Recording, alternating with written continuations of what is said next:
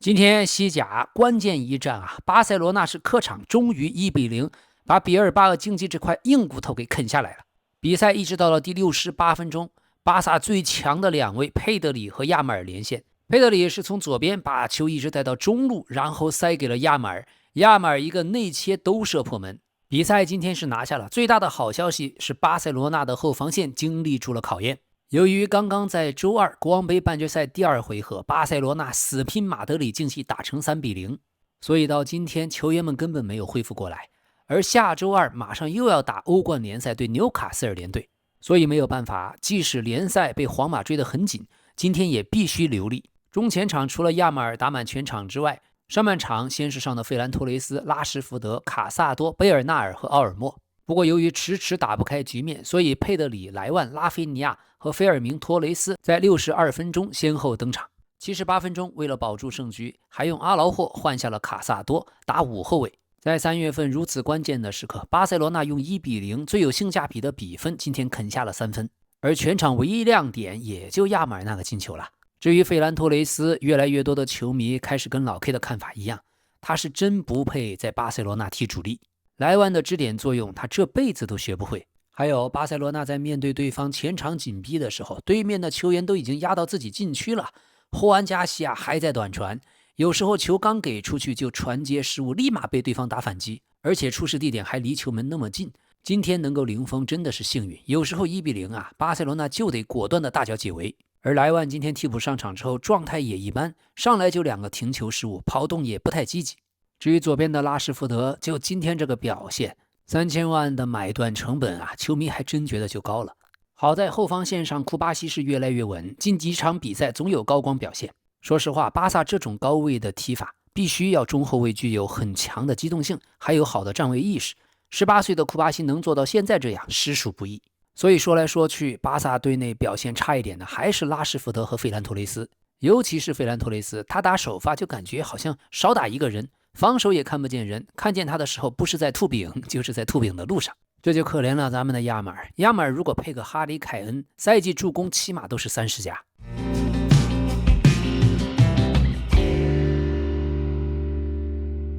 好，朋友們，不好意思插播一下啊，因為我們正在重傷的姆佐姆巴佩今天傳出來和埃斯特埃珀斯托正在交往，這2位最近一起出現在馬德里。他們在坡馬酒店的酒吧，當時啊，2人整晚都在親吻。這位埃斯特艾珀斯托出生在2000年，出演了《名校風波》中的貴族卡拉一個角色成名，也是近年來西班牙最具國際知名度的年輕影視明星之一。目前他的社媒粉絲已經超過了2400萬。姆巴佩過去在男女之事上一向很謹慎，所以咱們也祝福他在世界杯之年事業愛情雙豐收。這裡是老 K 足球新聞，一個有溫度的足球頻道。喜歡的話，歡迎您訂閱，也感謝您的點讚、分享、評論和熱推。今天連續4場參與進球，亞馬爾的狀態真是好到爆。可孩子畢竟是孩子，太累了。其他的2個前場拉什福德和費蘭托雷斯呀，現在咱們就擔心下賽季怎麼辦。今天打入1球之後，亞馬爾在自己的國家隊和俱樂部一線隊生涯已經打入了50球。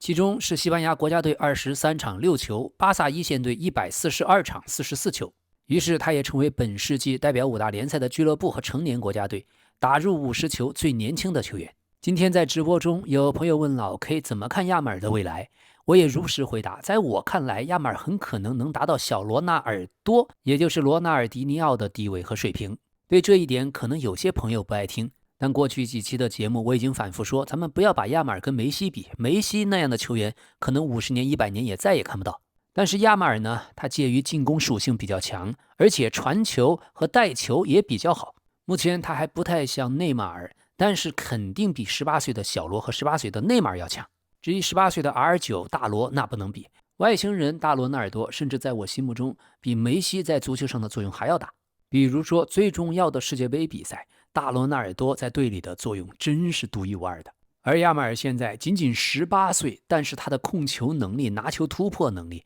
還有那種寫意瀟灑、隨心所欲的技術，再加上他現在與日俱增的直接參與進球和进球能力，18歲的年紀，亞馬爾是真的巨星相。尤其是最近2個賽季，巴塞羅那對亞馬爾的依賴性是越來越強。今天佩德里替補上場，但是也累得夠嗆。佩德里賽後說，前幾天那場對馬競的比賽我消耗太大了，今天我是強撐着才上的，我們拿下了3分，接下來全力備戰周二的歐冠。那麼一頭像驢一樣的佩德里都已經累得踢不動球了，可亞馬爾今天又打滿全場。今天之後賽季還遠沒有結束，可亞馬爾已經在各項俱樂部賽事打入了19球，創了自己職業生涯單賽季的新高。而單賽季在西甲聯賽他已經打入了14球，是本世紀注意本世紀巴薩單賽季西甲进球第3多的本土球員。比他更好的是10到11赛季的比利亞18個球，13到14賽季的佩德罗15個球。當然，比利亞最高光還是在瓦倫西亞的08到09賽季，單賽季打進了28個球。憑借今天的唯一進球，亞馬爾也當選今天客戰比爾巴鄂競技全場最佳球員。值得注意的是，巴塞罗那當年用1.48億歐元的重金引進了邓贝莱，可邓贝莱在巴塞罗那的幾年整體出場次數186次，40個進球，42個助攻，參與進球82個。但亞馬爾出自拉瑪西亞青訓，零轉會費，目前出場142場，44個進球，助攻42個，直接參與進球86個，已經超過了邓貝萊。這樣的對比也說明巴塞羅那最好的引援從來都在自己的青訓拉瑪西亞。從哈維、伊涅斯塔、梅西再到亞馬爾，拉瑪西亞這樣的青訓各豪門是真的羨慕和嫉妒。他以18歲的實力，目前在巴塞羅那世界上最好的俱樂部。亞馬爾在幾乎所有的創造力數據都名列前茅，助攻數最多，創造機會次數最多，創造重大機會次數也最多。所有的數据都在證明一件事，證明年仅18歲的亞馬爾，他的视野和傳球能力已經是世界頂級。可以說18歲的他的表現已經讓那些歷史上的名将老將許多經驗豐富的我們過去認為巨星級的人物，在亞馬爾面前都有些黯然失色。但是這裡必須再強調，不要拿亞馬爾跟梅西比，亞馬爾的足球只屬於亞馬爾自己，他的天賦也達到了一個極其罕見的高度。說真的，除了馬拉多納、梅西和大羅納爾多，同年齡段幾乎沒有人能接近亞馬爾的水平。而且我必須強調，相比於另一位超級巨星姆巴佩，亞馬爾的技術更好，他不是純粹的靠速度和爆發力，所以理論上來說，也許職業生涯會比姆巴佩更容易保持健康。好，今天取勝以後，巴塞羅那和皇馬同打了27輪聯賽，領先4分，這不大不小的差距讓巴塞羅那可以緩一口氣。而進入2026年，巴塞羅那已經收穫了8次零封，在5大聯賽中僅次於國米，這其中霍安加西亞門將的功勞最大。想想去年夏天，總監德科真是神之一手，沒有引進霍安加西亞，就不敢想聯賽今年得丟多少分。最近關於總監德科看上曼城中後衛阿克的消息是越來越多。阿克非常適合巴塞羅那，因為他能胜任中後衛還有左後衛等多個位置，他的出球能力很強，適合控球的體系，而防守穩定，頂級比賽經驗也豐富。那麼等阿克來了之後，憑他的面相，憑髮型跟孔德站在一起，一邊一個像兩個鐵血戰士一樣，對面前鋒看着還沒被踢死，可能就被嚇死。而最近好消息傳來，加維重傷以後已經可以隨隊出征客場了，但真正復出還需要3周時間。不過即使不能上場，但是像打紐卡斯爾、歐冠這種出了名的身體流硬骨頭，場上要拼子刀，場邊坐上像加維這樣的政委，即使他不上，只要往替補席一坐，靠着在場邊喊2嗓子，也能給全隊加上加維自己那種不要命的 buff， 屬於帶了個便攜式的精神图騰。這個賽季加維先好好養傷，好好恢復，到了歐冠半決賽決賽的時候，巴薩有用得上他的機會。好，今天比賽對方比爾巴鄂競技，場下還有一位尼科威廉姆斯，夏天的時候是把巴塞羅那涮了一道，但現在由於持骨炎，尼科是一直踢不了球。但比尔巴鄂的足球總监說，尼科的恢復进度比預定的要快很多，只是球隊不想冒任何風險。而西班牙主教練德拉夫恩特也說，尼科大概率缺席歐美杯，但如果傷情沒有反復，能夠趕上世界杯。這位尼科對西班牙队的作用還是很大的。2024年的歐洲杯，他的表現比亞馬爾還要好。3年前的亞馬爾在西班牙队7場全勤，只是小組賽末輪替補，其餘都是首發，是歐洲杯最年輕的出場和最年輕的助攻球員。在半決賽对法國，亞馬爾還以16歲362天拿到歐洲杯最年輕进球者的記錄，當時是一個世界波扳平。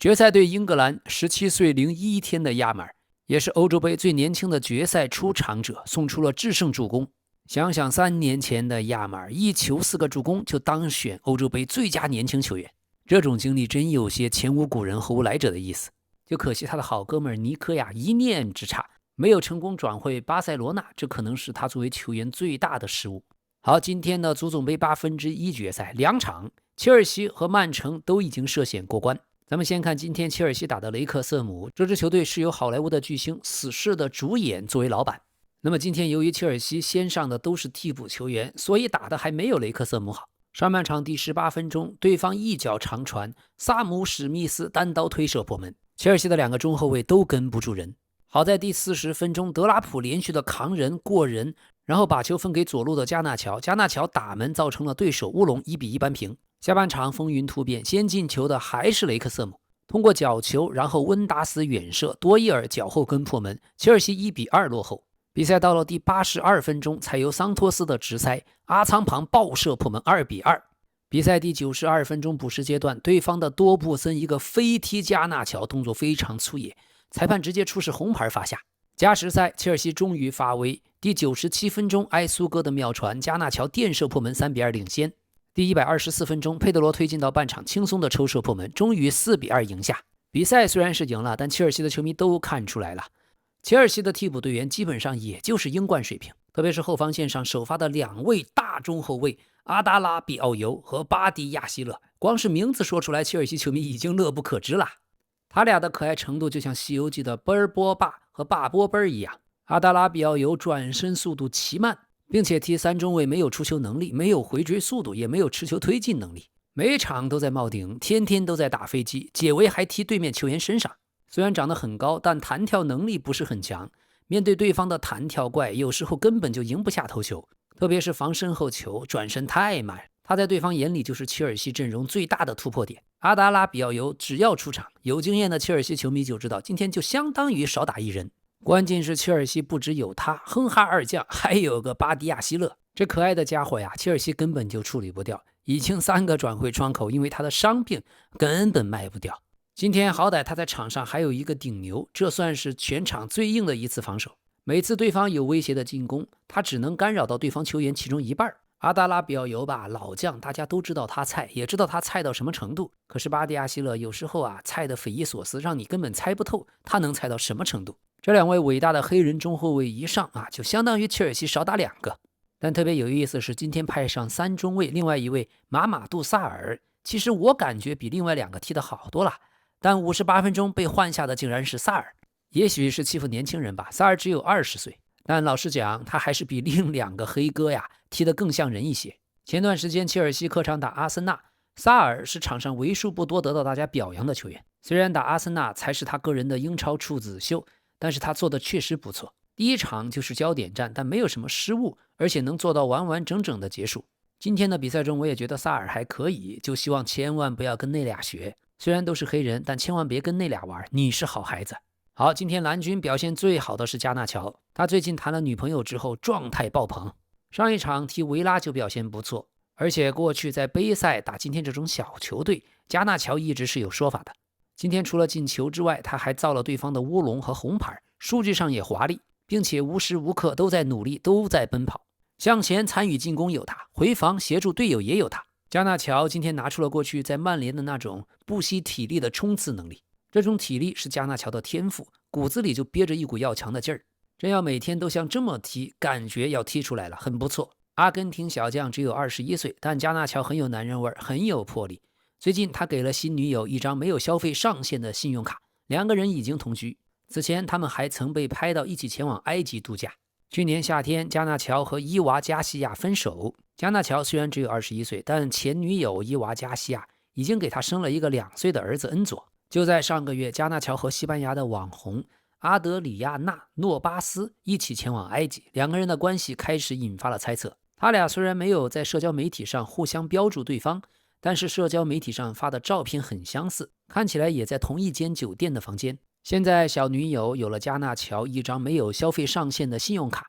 可以想買什麼就買什麼。2個人還乘坐私人飛機在馬德里和倫敦之間往返。不過加納喬似乎並不想見新女友的家人，明顯回避了他們。女孩子呢，想要一個有錢的男朋友，而加納喬正好出現，可能這只會是一段短暫的關係。加納喬還並不想發展成認真的感情。不過有一點可以確定，加納喬喜歡和漂亮的女人在一起。而給加納喬生了2歲孩子的前女友，他們已經在一起超過了4年。現在新的愛情看来給他增加了一些球場上的动力，那麼就請認真對待自己的職業生涯吧。好，今天曼城也是在足總杯3-1客場逆轉淘汰了紐卡斯尔聯隊。上半場18分鐘，紐卡的巴恩斯在左路反越位成功，單刀兜射遠角破门。而第40分鐘，多庫用他最擅長的左路突破後傳中，薩維尼奧在門前輕輕地將球停進球门，1-1扳平。下半场的比賽屬於馬爾穆什，努內斯在右路突破後傳中，馬爾穆什後點抽射破門。第65分鐘，馬爾穆什在禁區外接到傳球後爆射破門，3-1。而曼城的比賽，萊因德斯已經成了一道風景線，他也是真能撈到射門機會，今天7腳射門1個不進。在打飛機這一塊，萊因德斯已經獨一檔的存在，總是能夠出現在對的位置，總是能夠射出錯誤的打門。薩維尼奧在場上有些不敢射門，可萊因德斯就非常敢射門。27歲的荷蘭人今天在場上射門8次，全場最高，也錯過了絕佳機會4次，可謂是世界級的跑位，小區級的射門。好在馬上打皇馬，萊因德斯應該上不了主力吧。這種擁有無限開火權的打飛機，如果跟哈蘭德一起上，哈蘭德得氣得吐血。另外，今天直播的時候，有朋友問我對曼城和皇馬的歐冠怎麼預測。我個人覺得曼城已經有70%勝率。之前呢是看好皇馬，但現在姆巴佩也傷了，羅德里戈也傷了。我覺得赫伊森歧視華人那件事啊觸了霉頭。再加上觀察現在的曼城全隊的狀態，慢慢的來到了最佳。現在的拜仁和曼城應該是歐冠裡面狀態最好的2個隊。反而是阿森納似乎全力都用在了聯賽上，在歐冠阿森納比賽季初的狀態要下降一些。另外馬爾穆什今天又是踢紐卡，如果他每一場都能踢紐卡，甚至能打破 C 羅和梅西的年度進球紀錄，生涯5次打紐卡他斬獲了7個進球1個助攻。那麼馬爾穆什如果把這個狀態能夠拿到打皇馬去用，那曼城的勝率就真能如老 K 所說達到個70%。特別考慮到瓜迪奧拉在歐冠對皇馬14場勝利7平7負的成績，那麼加上皇馬現在羅德里戈和姆巴佩受傷，我覺得7-3開應該挺客觀吧。今天瓜迪奧拉的布陣呢，場上只有努內斯、奧萊利還有多庫3個是一隊首發的能力。但從薩維尼奧今天進了那個球之後開始，曼城就一直壓着紐卡踢。本來看首發陣容以為瓜迪奧拉要把足總杯給放了，但替補也贏得有些爽。曼城最近3個轉會窗口的運作二隊的水平已經比過去強太多了。薩維尼奧也逐漸找到感覺，和多庫2個人兩翼齊飛，中間還有馬爾穆什的爆射。只是上一輪聯賽2-2戰平諾丁漢森林真的可惜了。還有2月1日竟然客場2-2戰平熱刺，這4分丟的。今天的瓜迪奧拉在場上隨着年紀越來越大，脾氣也越來越火爆。他在下半場有一次場下暴怒，賽後的記者發布會上，瓜迪奧拉解釋說，聽着，當多庫帶球突破衝向禁區的時候，被從後面推倒，我不是在要求黃牌，但這明顯是犯規。也許在英格蘭這個國家這不算犯規，但我會為我的球隊辯護。我告訴你，我們在英格蘭這個國家創下了所有的記錄，儘管有一切困難，我們擁有這些記錄，而且我也創下了作為主教練的黃牌最多記錄，所以我一直想要這項記錄，現在我就擁有了。因為這是第2次停賽，我將被禁賽2場。這瓜迪奧拉說話越來越陰陽怪氣了。他今天在回答問題記者問瓜迪奧拉，我得問你，當馬爾穆什打進第3個球的時候，你在說什麼？看起來你一直在重複的說同一句話。瓜迪奧拉說，我說的是對不起，对不起，对不起。我之所以道歉，是因為我們踢得太好了，所以我才道歉。在陰陽怪氣這一塊中老年的瓜迪奧拉是越來越讓我喜歡了。果然男人還是要離了婚才能徹底放飛自我。好，今天的直播咱們是播了马德里競技主場對皇家社會這一場，果然是選對了比賽。本以為馬競為了歐冠可能會流利，但是并沒有。從第1分鐘到最後，馬競的球員真是像打了雞血一樣。上半場先是西門尼斯在前點頭球摆渡，瑟洛特凌空墊射，馬競第5分鐘就1-0。但皇家社會今天相當顽強。4分鐘後，蘇切奇助攻，索萊爾停球推射破門，1-1閃電扳平。下半場第67分鐘，替補上場的格列茲曼腳後跟妙傳，尼古拉斯·岡薩雷斯破門，2-1。可短短1分鐘後，西班牙隊過去的主力中鋒奧亞薩瓦爾勁射破門，2-2，再度閃電扳平。一直到比賽第81分鐘，魯傑里傳中，尼古拉斯·岡薩雷斯甩頭破門，梅開2度，3-2拿下。馬德里競技這支球隊啊，每一個球員都被主帥西蒙尼打造成六邊形戰士，滿滿的鐵血精神。尤其是今天替補上場的尼古拉斯·岡薩雷斯，帶球突破射門的那股決心、那股子勁兒，讓人看了就喜歡。至於格列茲曼不用說了，無論何時他都是馬競絕無僅有、不可替代的，讓球迷只想看他踢球的那一位。每一次的決策、技術 first touch 太好了，太完美了。格列茲曼的身體素質一直都不強，但他屬於一上場整個前場進攻就能更有威脅性。可以說許多的球員都要跟格列茲曼一起踢球，才能制造出來自己特別強的假象。這樣的大師級表演呀，世界杯真缺不了他。法國隊如果沒有格列茲曼，我覺得實力起碼降半個檔次。而今天呢，他也以484次出場，成為馬競隊史出場次數第4多的球員，現在就僅次於科克、阿德拉多和奧布拉克。想想12年前的巴西世界杯，法國队這位11號小將，當時名不見經傳的格列茲曼就讓我們記住了他的名字，一腳靈巧的腳後跟破門，制造對方的烏龍。現在所有人都希望他能留在馬競留得更久，